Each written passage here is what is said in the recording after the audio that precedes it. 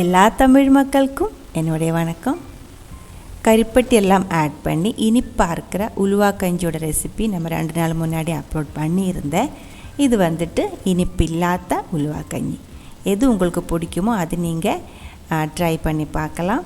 இது வந்து மழை சீசனில் மோஸ்ட்லி கேரளாவில் யூஸ் பண்ணுற ஒரு ட்ரெடிஷ்னல் ரெசிப்பியாக இருக்குது.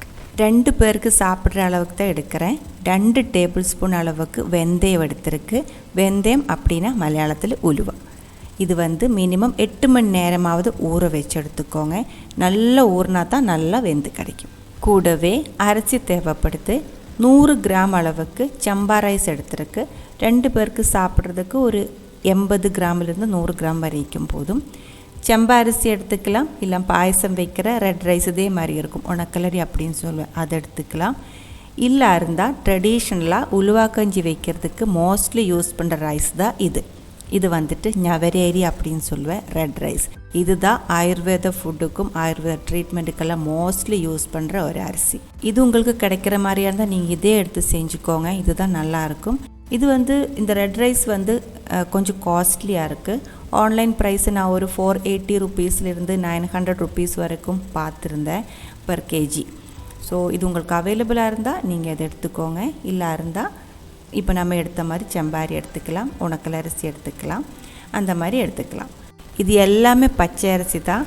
ஸோ இந்த ரெட் ரைஸ் கிடைக்கல அப்படின்னா வெள்ளை பச்சை அரிசியிலும் நிறைய பேர் செஞ்சுட்டு இருக்கு. இப்போ செம்பாரி வந்துட்டு ஒரு 2 டைம் கழுகி எடுத்து வச்சுருக்கு. இது இப்போ நம்ம குக்கருக்குள்ளே போட்டு வேக வைக்கணும். கழுகி வச்ச அரிசியும் ஊற வச்ச வெந்தயம் ஒன்றா சேர்த்துக்கோங்க. வேகிறதுக்காக 1 லிட்டர் அளவுக்கு தண்ணி ஊற்றிக்கோங்க. ஒரு அரை டீஸ்பூன் அளவுக்கு உப்பும் போட்டுக்கோங்க. கருப்பட்டி சேர்த்து முன்னாடி செய்யும்போது உப்பு ஒரு பிஞ்சு தான் சேர்த்துருந்தேன். இப்போ இனிப்பு இல்லாமல் செய்கிறதுனால தான் அரை டீஸ்பூன் அளவுக்கு உப்பு சேர்த்துருக்கு. குக்கரில் ஒரு விசில் வர்ற வரைக்கும் ஹை ஃப்ளேமில் வச்சு வேக வச்சுக்கோங்க. ஒரு விசிலுக்கு அப்புறம் தீ லோ ஃப்ளேமில் வச்சுட்டு ஒரு 7 to 8 விசில் வரைக்கும் அப்படியே இருக்கட்டும். அதுக்கப்புறம் ஃபுல்லாக ஏர் போனதுக்கப்புறம் ஓப்பன் பண்ணி பாருங்கள்.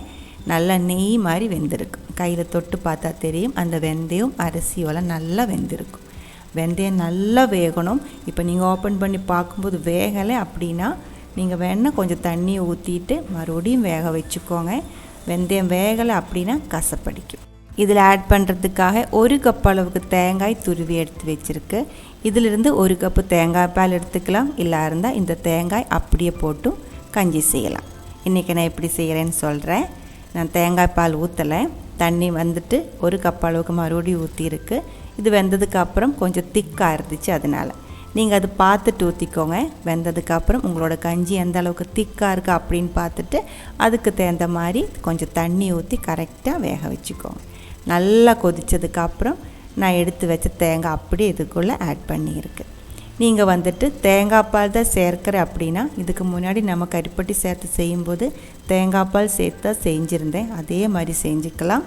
தண்ணி ஊற்றுறதுக்கு பதிலாக 1 கப் அளவுக்கு இல்லை 1.5 கப் அளவுக்கு இந்த துருவி வச்ச தேங்காயிலிருந்து தேங்காய் பால் எடுத்து சேர்த்துக்கலாம். அப்போ வந்துட்டு துருவன தேங்காய் சேர்க்க வேண்டியதில்லை. எனக்கு வந்து பர்சனலாக இந்த மாதிரி செய்கிறதா பிடிக்கும். இந்த மாதிரி செய்யும்போது நமக்கு அந்த தேங்காயும் கொஞ்சம் சாப்பிட்றதுக்கு கிடைக்கும். தேங்காய் சேர்த்து ஒரு 2 நிமிஷம் நல்லா கொதிச்சதுக்கப்புறம் தீ ஆஃப் பண்ணிக்கோங்க. உப்பெல்லாம் பார்த்துக்கோங்க, உப்பு வந்து ரொம்ப கம்மியாக போகுது. அதுக்கப்புறம் தாளிக்கணும். அதுக்காக 2 டீஸ்பூன் அளவுக்கு தேங்காய் எண்ணெய் எடுத்துருக்கு.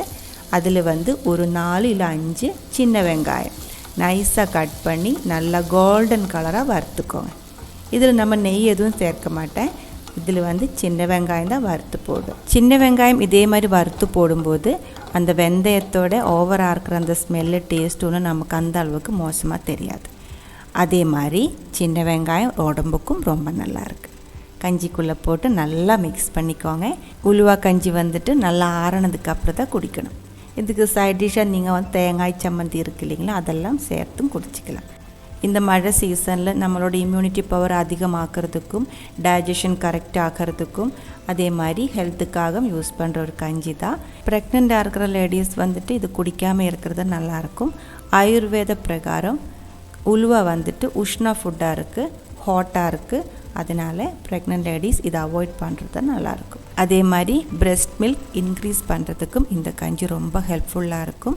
கொலஸ்ட்ரால் சுகர் எல்லாம் கண்ட்ரோல் பண்ணுறதுக்கும் இந்த கஞ்சி நல்லாயிருக்கும். ட்ரை பண்ணி பாருங்கள். ட்ரை பண்ணி பார்த்ததுக்கப்புறம் உங்களோட கமெண்ட்ஸ் எல்லாம் சொல்லிடுங்க. இந்த சமையல் பிடிக்கிற ஃப்ரெண்ட்ஸுக்கு ஷேர் பண்ணி விட்டுக்கோங்க. நீங்கள் இதுவரைக்கும் நம்ம சேனலுக்கு கொடுத்துட்ருக்கிற சப்போர்ட்டுக்கு ரொம்ப ரொம்ப நன்றி. உடனே பார்க்கலாம் இன்னும் ஒரு ரெசிப்பியோட. அது வரைக்கும் வணக்கம்.